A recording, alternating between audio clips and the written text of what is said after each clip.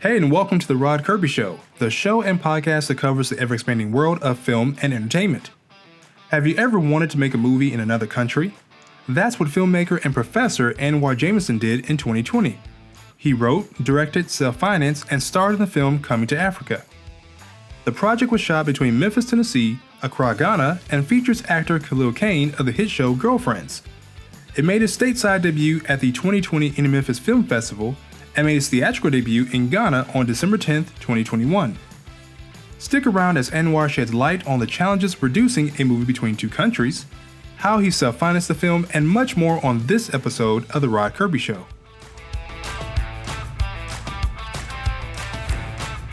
Hello and welcome to The Rod Kirby Show. I'm your host, Rod Kirby, and today we are talking to Mr. Anwar Jamison, who is the writer, director, and producer, as well as one of the actors in his film Coming to Africa. Mr. Anwar, how are you, sir? Man, I'm doing great. How you doing? Good to see you, my friend. Good to see you. Tell me, so with your film Coming to Africa, you basically produced it in Memphis and then Accra, Ghana. Is that right? Yeah, it was actually about 85% of it was shot in Accra, Ghana. Okay. That was the capital city of Ghana. And then we brought it back home and finished it up in Memphis. But the majority of it was shot in Ghana. That's awesome, man. Well, let's take a look at the trailer for your film to give everyone a taste of what it's about, and then we'll come back and talk about it, okay? So let's take a look at Coming to Africa. This is the trailer right here. Come on, man. Today I'm going to be named the first black vice president in the history of Bigger Staffing Company. The first. So you took your skills, your expertise over to them to build up their company. You don't own any part of that. Man, tomorrow night, me and the wife are out of here celebrating the 10th anniversary in the motherland, my brother. Africa. Even the mosquitoes got AIDS over there, man. That's why you can't listen to nothing nobody say. Yes. No. Yes. Ain't believe y'all got me going to Africa. You about to go all the way over there to get something good deep down in here. Yeah. I'm an African, real African. Ask me where I'm from. Accra to Ghana, my brothers. I'm an African, real African. And what are you planning to do with your time? Hopefully spending every moment with you. You wanna know where I'm from? West Africa. West Africa. West Africa. The way they show us things when we grow up, it's like Africa is just one big place. I'm ashamed to say the things I thought about Africa. Oh, say it. Yeah, like I told you the other time, you see, my brother, he's into a lot of stuff around here. You think I want to hang out with sport American kids for fun? No! Look at me. I'm about my money. Listen, remember who you are and where you come from. We originated from the big six. This mausoleum contains his final remains. He was the leader of Ghana until February 1966. Y'all know exactly who you are, though. Like, I'm from this tribe, I speak this language, you got your culture, you got all the history. We gotta let people swab us in the mouth and take a DNA test and be like, oh, you're from Kenya. Oh, you're from Ghana. Like, we don't know. We need to be able to buy every single item that we would get from them, from us. Take the African market, that West concept. Africa. I'm an African, real African. You wanna know where I'm from? West Africa. West Africa. West Africa. I'm an African. Yeah, West Africa. All right, that was the trailer to Coming to Africa. That's awesome, man. Does that bring back any memories? Man, every time I see it. You shot in Ghana and you shot in America. What was it like to have two? Did you have two different crews or the same crew that kind of traveled between both countries? Mostly two different crews. So I had my DP with me. Mm-hmm. Shout out to Ellis Fowler. I had my assistant director, Frank James. Shout out to him. We got on a plane and went to Ghana, and that was it. The whole rest of the crew on the Ghana side were Ghanaian. And they were great. So my producer PY over there, That's my bro, my sister Bassy, who was the production manager. When I landed, I touched down with them. Yeah. We dug in and really got to work on it, and they introduced me to the crew. So they had this meeting when we first got there. I'm like, this is crazy because the crew already assembled. I walk into the office, it's like 20-something people. It's the crew. Wow. And they waiting to hear from me. Like, this is what's going on. So I was a little nervous. I got to walk in here and I'm the director, first impression to meet everybody. Right. Got in there, it was just cool, man. I went around, shook everybody's hand, talked to everybody. After I dressed the room and we got right to work. On the set, it was like a family atmosphere. So I felt like getting back to Memphis, I've done that before, this is cool. So it was like victory lap then, I was like, that was going to be the challenge over there. Yeah. I was just like, when we get back to Memphis, we're going to cruise, finish up. And that's what we did. We had fun with it in Memphis. It was a breeze because we knew the movie was almost done and we knew we had did something special. And I remember it debuted at the Indie Memphis Film Festival in 2020, right? Yeah. Yeah. How did that go for you? I mean, because you won the, I believe it was the best hometown of feature award, right? Yeah. How did that feel winning that award? The audience, it felt great. And it was the audience choice one too. Yeah. And that's the one, like I say, I held that most dear because, festivals or whatever, you never know who the jury is, what they like, what they don't like. Everybody human. But when the audience votes and they say that, then I take that to heart. So that was cool, just working through a pandemic, trying to make the best out of it we can. So they came up with the idea to do the drive-in. Right. And that was cool, out there at the drive-in, just people out there, people really turned out. It was even raining a little bit. And that didn't stop people from coming out.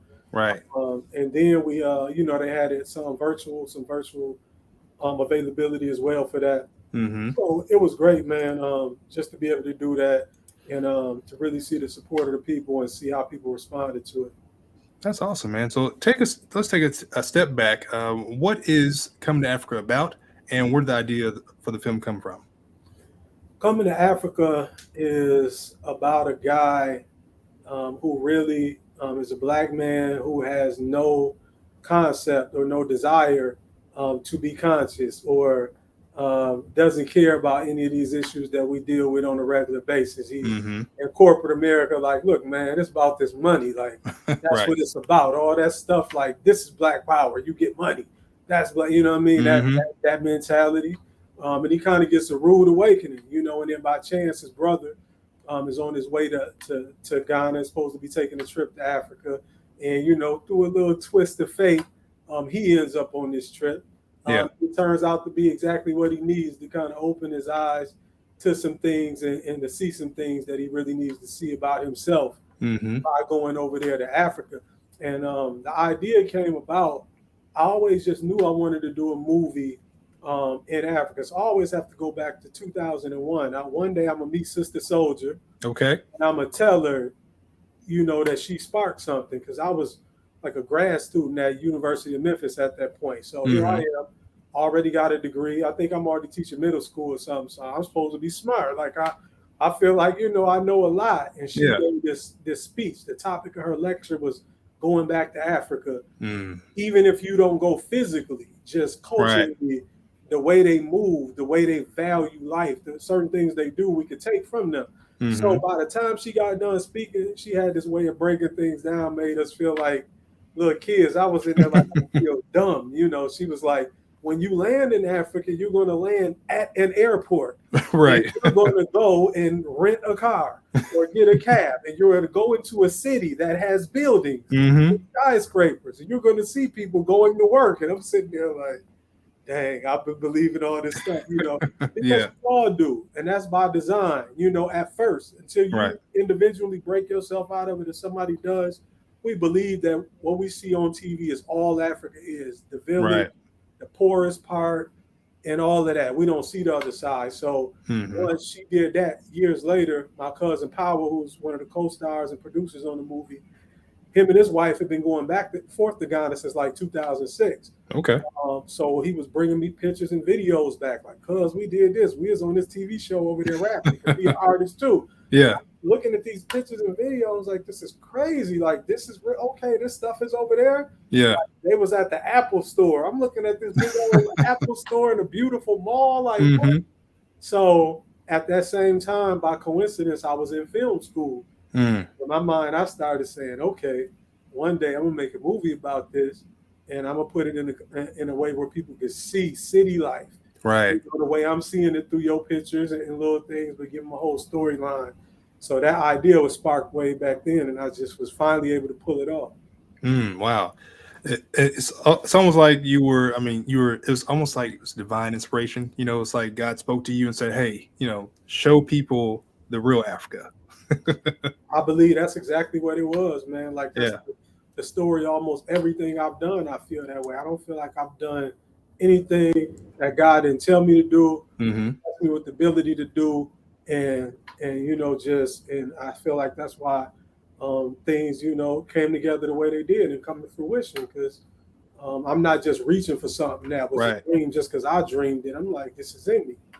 Yeah, that's awesome, man. I want people to understand that this is not your first rodeo. This is like your fourth feature film, right? Absolutely, fourth feature film, 3 narrative and 1 documentary. Yeah, that's awesome, man. So with this project, I know this is it's larger in scope than probably anything you've ever done, right? Yes. I leveled up on this one. I don't mind.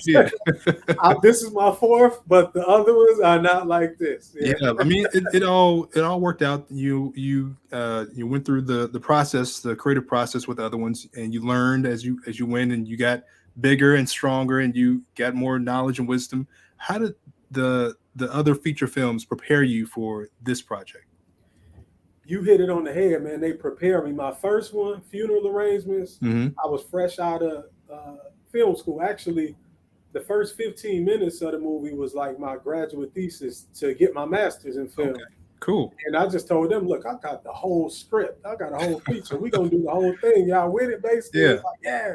So you had a bunch of young and hungry film students. The theater school is in the same building, for those who know, at the University of Memphis. So a lot of the theater actors I was able to grab, man, and we did our thing, and we had fun. But like you said, we learned. It was a learning process. And I realized, looking back on that first one, I kind of have a style.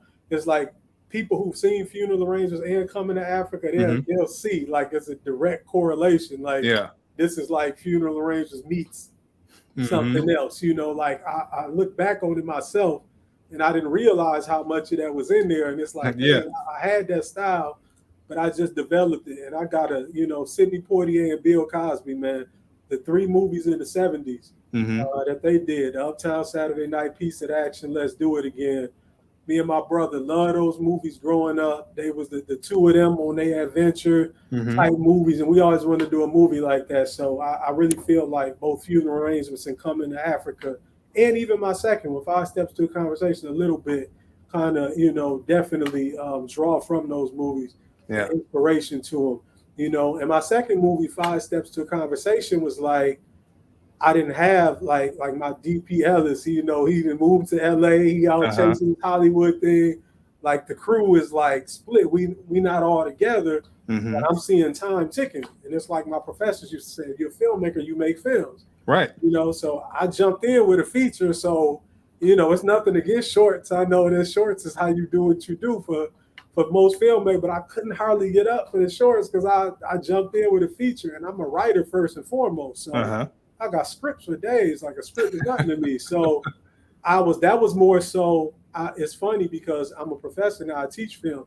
I was able to grab some of my students. They made up a lot of the crew and did the heavy lifting. So my second one was kind of like, man, I can't get stale out here. I got to stay active. It's been too many years since my last movie. Let's go.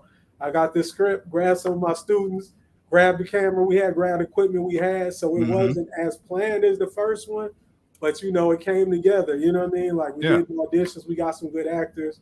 So I felt like that was a level of showing me, okay, I can put one together and let the story drive it. And, without some of the bells and whistles even I had on the first one, just really put a story together and let that drive it. So I was pleased how that came together.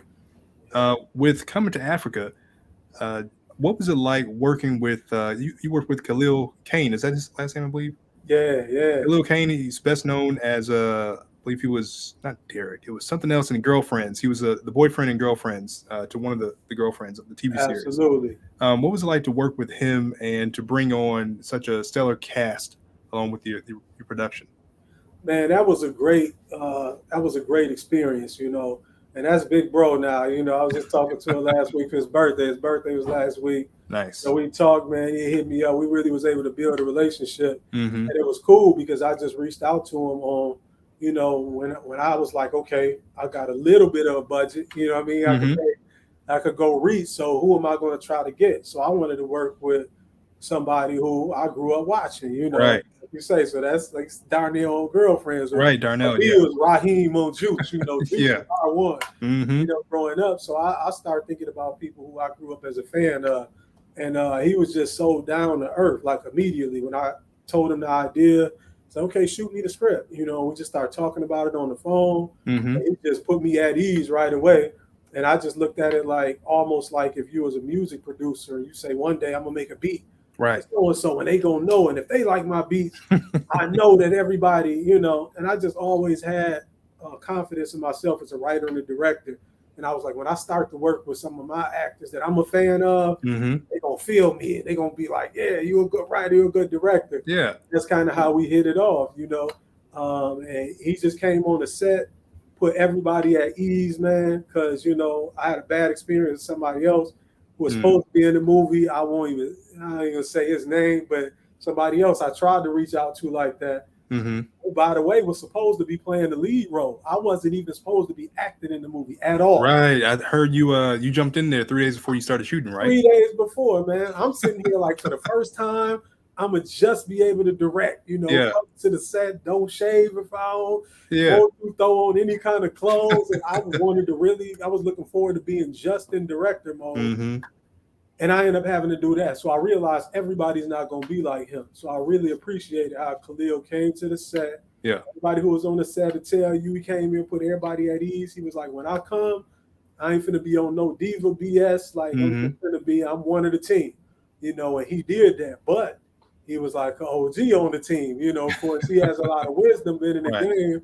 So he would shed light on certain stuff, but he wouldn't do it in a way where it's like, you don't know, do it this way. You know what I mean? He'd try to the cut like a big brother. Hey, might want to do this like that. Hey, try this, and it worked out, man. So he was just cool to be on it. So I'll definitely be doing other things with him. That's just a relationship from now on, man. That's my guy now. That's great. What advice would you have for other filmmakers if they want to reach out to higher caliber actors and pitch a script? How did you meet Khalil, and what advice would you give other folks to kind of do the same? The thing about nowadays is everybody can be reached. Right. Most people, if you write on their Instagram page, true. now, like for booking information, right, whatever, you know what I mean? It's like most people can be reached nowadays. So it wasn't Instagram, but I got his contact information. And most people I was reaching out to, I had to reach out to their managers, but he was kind of representing himself. I didn't, I was able to get directly to him. That's good. So all I would tell people is just have together what you want them to see. Like have it together and put your best foot forward. Because you can reach almost anybody now. So it's like once you get to them, what do you have to offer? Right. And the script that I had, he thought it was a great script. And we had a great conversation and we hit it off, and we were able to negotiate and get to it. Most actors, you're going to be acting on a daily rate. Right. So most of us think, if I'm going, I got to have so-and-so out this huge amount. You're thinking in terms of your whole movie. But if that person only has to be on set, 3 or 4 of the days, you might be shooting for 20, but if they only on set 4 of the 5 or whatever, right, you might be able to afford their daily rate. You never know. And just, think about that. If it's worth getting somebody, it might be worth reducing the role or changing some stuff to tailor it to make it shorter days to be able to afford them. Right. What you have to do to kind of get it, because most of the time it's going to be on a daily rate. So that's the advice I would give people. Just have a tight script, have a vision, have confidence in what you're doing, because you can get to people. You don't have a conversation with almost anybody. Like I was trying to get Omar Gooding in it at first. That's who I was trying to get to play the lead at first. Okay. But they were going back to shooting. What's the show he got on Bounce? Oh. They were about to start Yeah. like filming, but his mother is his manager. So Oh, okay. I spoke to her a few times. We had great conversations on the phone, trying to see if it'd work out, and it wasn't gonna work out. But she was a real cool person. Like, man, this script, this is the type of stories we need. You know, Yeah, like, yeah. Bless, I'm glad you're doing this, and let me know how it go. You know, so Mhm. it's cool. And I was like, hey, this, you know, cute, good. Oh my goodness, mama, we just hollering, you're cool people. You know? Yeah. So you can reach people, man. It's just when you get to them, don't get in the room and be like, or get on the email and be like, I'm thinking about so and so. Like, no, have your idea, have your script, be ready, and you Right. Did you also have a? Because I know you had your script, I know you had your log line together, I know you had a pitch together. Did you also have a treatment that you presented to him first, or did he just automatically read the script? He just jumped to the script. You know, my email was kind of, I didn't even send the treatment or anything first. My email was strictly, this is what I'm doing. I gave him the synopsis. You know what I mean? It was like a mini treatment in the email. Right. Just the synopsis, what it's about. Would you be interested in looking at the script? Are you available? I'm shooting in July. You know, are you like, yeah, you hit me back like, yeah, I'm available. Let me see the script. You know, that was kind of, you know, he said a little more than that, but that was the gist of the conversation. Yeah. Not in the script. And the next conversation was like, yeah, let's get on the phone. Like, man, the script is dope. Like, okay, like this, you trying to do what? You know, kind of went from there. Did you have your did you have the full budget together for the film already when you approached him, or did once you actually had him attached to the project, were you able to raise the budget? So I didn't have the full budget when I approached him. So I was approached, I was getting everything in a row, right? You know, if you got names attached to it, then you figure that help with the budget and all of this. So my budget story, man, I got a testimony, like I said, for days. So I flew out for Ghana on July 2nd. Like, it might on June 1st. I don't think on June 1st I knew for sure. It was maybe June 1st, but by the end of May, it was still up in the air. Oh, because wow. I had people attached to it. I reached out to him. I had everything. And I had people I had preliminary talks with, and I had people I didn't speak to at all. But I just knew people were going to jump on this. Yeah. And the thing about it is, in Ghana, our money stretches further. Right. So it's not as expensive to shoot. So I'm like, okay, I'll do this on a realistic budget. And man, people was like, I was just surprised that, you know, some people either wasn't able, like a couple people, it was just act like they was going to do something. We had, you know, like people who come and say, oh yeah, we're going to come. I had a little preliminary screening for it. And then people don't call back. Like, you got somebody who reached out to my cousin, like, hey, y'all looking for investors? Like, and then you didn't like get back. So it was a lot of rejection. And I'm just sitting here like you just said, God, I'm like, this is meant to happen. I really fell down on the couch, and I'm like, and I just started talking to God about it. You know, like, not even like, give me the money. It was like everything lined up. I know this is meant to be. Like, what am I missing? Like, what? And it's almost like he spoke to me. It had to be him, because right after that, again, I'm a professor, right? I work. Now, I tell people, I'm not one of these people. I'm not like a financial whiz. I'm not taking my retirement, trying to move it around and get it in, get the most interest out. You know, for me, retirement is like something come out of my check every 2 weeks. I know it's going to be there when I need it, when I'm retired. I don't even look at it really. But I was like, wait a minute, people be doing stuff with their retirement, like, to buy credit cards and everything. All this stuff. How do they do that? Like, I got on the phone with the 1-800 number. Like, I didn't think about that. What my retirement look like? And you know how something give you the balance right away from you get to person, like, your balance is, I was like, what? That's my balance? You know, like, I got that much? You know? Yeah. So really, I use my own, that's what made me feel best about the project. Because so many people told me no. And in my mind, I was like, wish you would have been a part of this, but all right, it's going to come from somewhere. So when I realized that, hold on, I can use my own money, like, this is really mine. Right. I don't have to depend on anybody else. Like, so if I mess it up, it's on me. If I blow it, if I don't come out of this with a good movie, I don't, because that's my thing always even with investors. I don't want to blow nobody else's money. It's always to add some money anyway. I'm just that type. if I'm gonna do something, I want to do it. You Yeah. know, so the fact that I could do it with all my own money, I was like, this is crazy. Like, you know, so from there, And that's this how is your 401k money, right? yeah. So this is my right. So this is my retirement. So this is me. And not even like I had to drain the whole retirement. You know what I mean? I'm like, Yeah. I got money in here, right? Like, so I was able to do that. So Mhm. it was just like using some of it, you know what I mean? Like basically leveraging it, you know what I mean, to do this. The same Mhm. way some people, you know, they got stipulations in there. If you're buying a house, you can withdraw and do, you know what I mean? Right. You know what I mean? It's all kind of conditions, you know, to your stuff to say why you use it, how you using it. But I was like, okay, this is something I can use this for, and I can do that. So I was able to do it that way. So I didn't have the budget there. I just knew it was coming. I had faith, like it's coming. Yep. I just thought it was gonna come from other people, and they just showed me like it wasn't coming from them. But I'm grateful now that it went the way it went. Yeah. Very much so. Yeah. What was your budget range? Well, I mean, what did you want to spend on it? Like, what was your ultimate vision? I need $1 million or whatever to do this movie, and ultimately, what did it come down to that you actually used to produce the film? So yeah, you're right. I think like in the early stages, like conceptualizing it, I'm like, yeah, this would be the one for the $1 million budget, Yeah. right? Mhm. I think it's just a number too. You want to shoot for that million, Of course, everybody does. right? Like that million, right? And then it's like, okay, so once it gets closer, and I'm like, okay, I ain't gonna just have $1 million, like or nobody. I'm like, okay, but what could I realistically do this for? So when I started looking at Ghana, like the cost, it's like a CD is a Ghanaian CD is the standard. It's like our dollar. Okay. So and it's actually it's closer to 6 to 1 now. But the dollar had been like 5 to 1. You could just say 5. So $10,000 might be like 50,000 CDs. You know, more like 55, 56 now or something. Yeah. We don't spend exactly like that, but it stretch. You know, it spins. So I'm like, as I get closer, I'm like, okay, what's the minimum I can do this for? So I start saying, okay, I can do this movie for under $100,000. You know what I mean? And really do it and make it look like 500, 600. Right.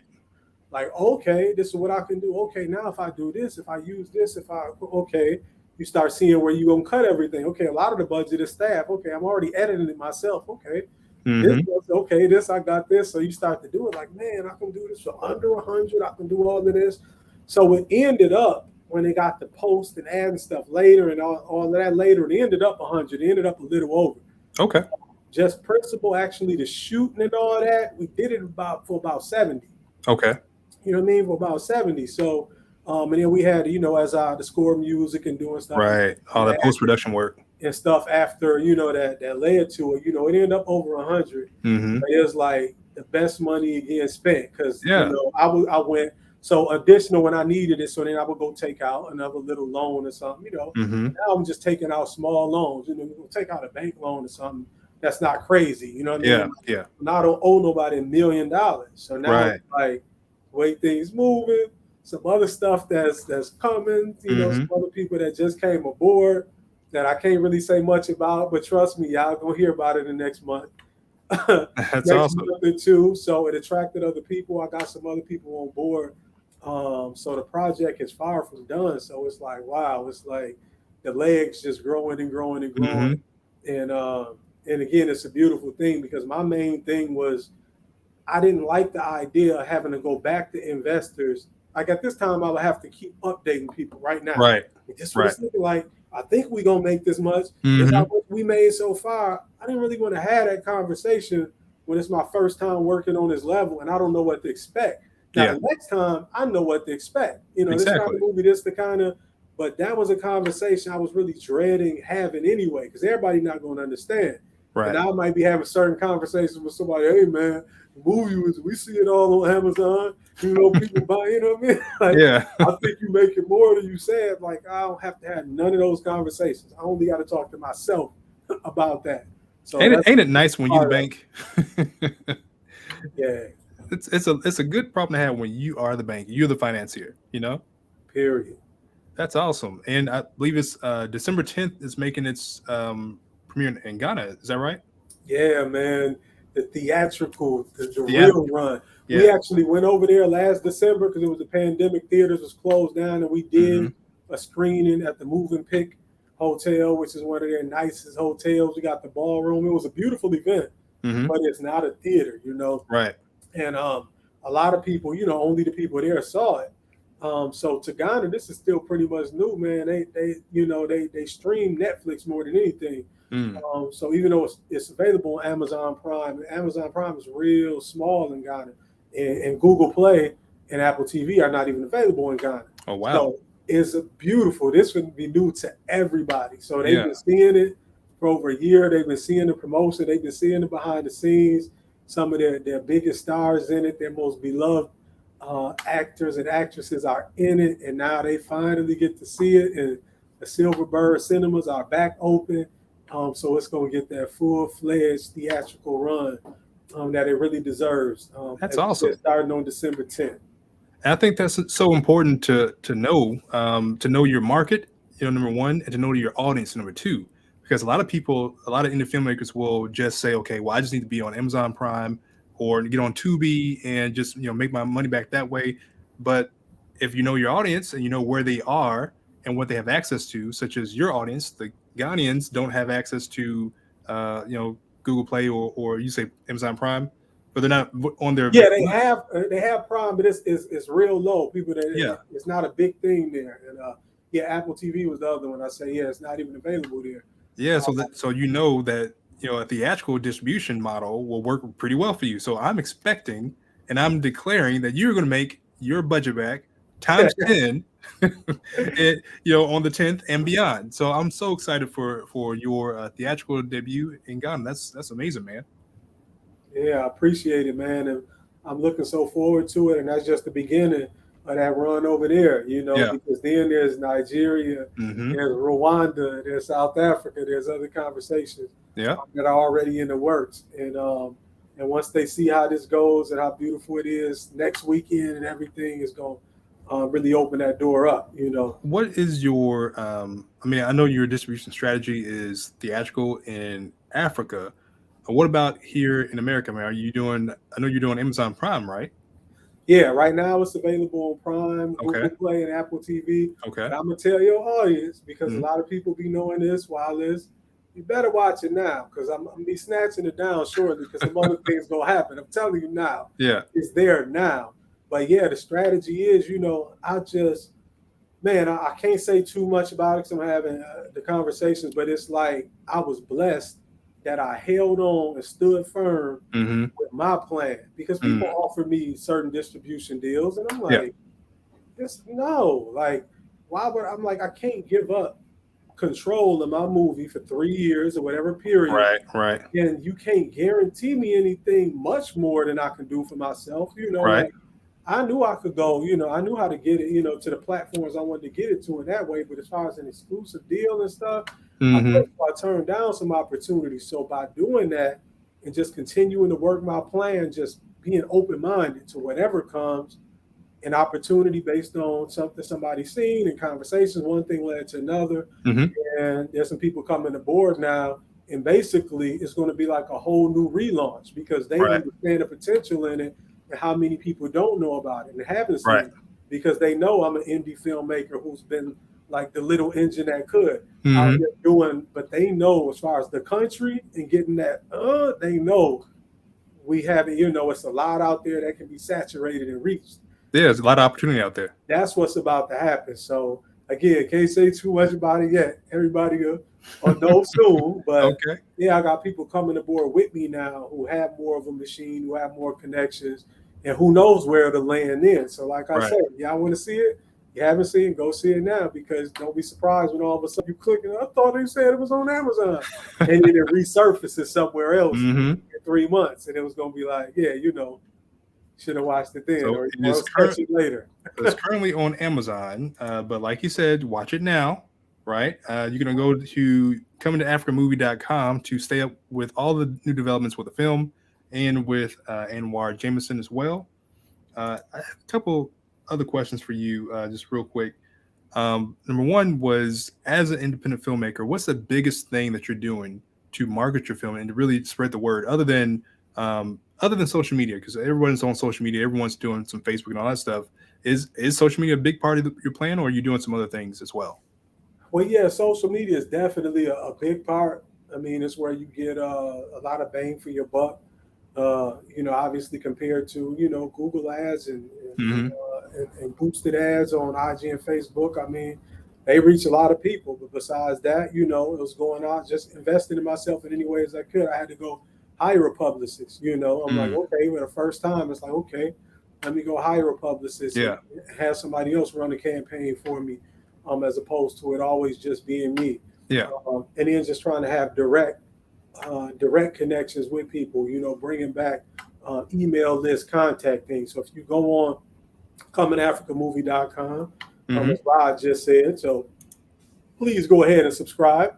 You'll see the box that says subscribe, but collecting email addresses, I'm trying to get back to that interaction and not relying solely on social media, and things like that as well. So just trying to do a combination of things to stay active. And again, like I said, it's working because I was able to attract the attention of certain people.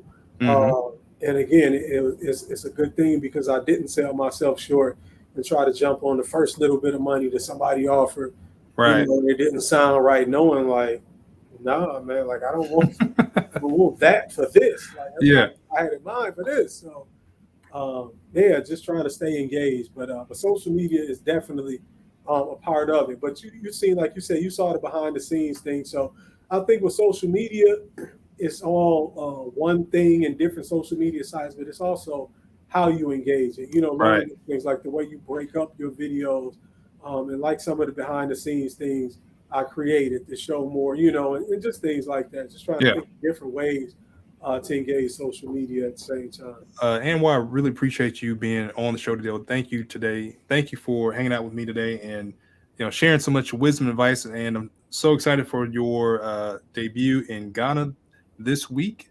And of course, one more time, if you want to watch the movie, go to Amazon Prime to watch it now, or go to comingtoafricamovie.com to check it out there and subscribe to his email list so you can stay up to date on everything that he's doing with the film. And over on my blog, I actually have a brand new article that is out today. And it's called How to Make a Low Budget Movie with 5 Tips for Success. And that stems from my conversation with Miss Jessica B. Smith from last week's video. So go check that out if you have not already.